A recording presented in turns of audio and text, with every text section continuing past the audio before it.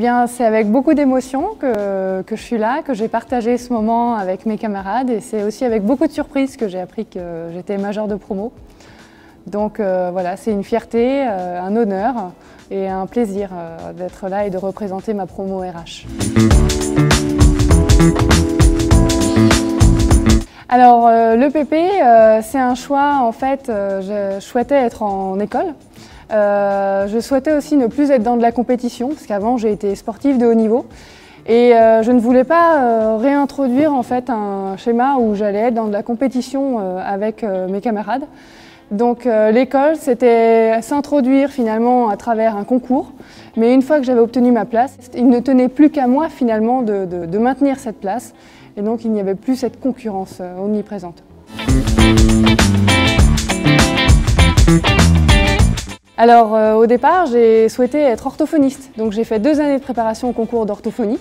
Ça m'a préparée au concours finalement de celui de l'EPP, mais je me suis rendu compte que je voulais ne pas être orientée sur le symptôme lui-même, mais plutôt l'origine.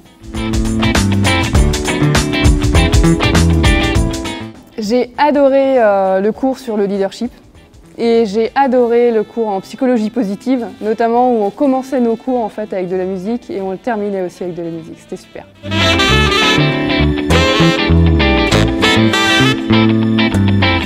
Je dirais le séjour au ski. C'était génial.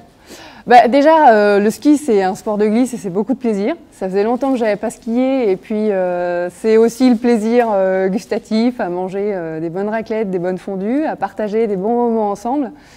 Et puis c'est aussi des soirées, c'est se retrouver le lendemain à skier ensemble et c'est aussi beaucoup de cohésion.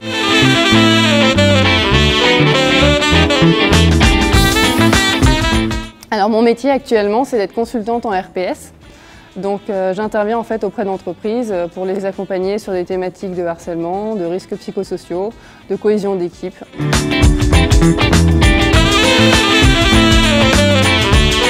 Écoutez, suivez vos rêves, écoutez vos envies et puis surtout soyez entreprenants.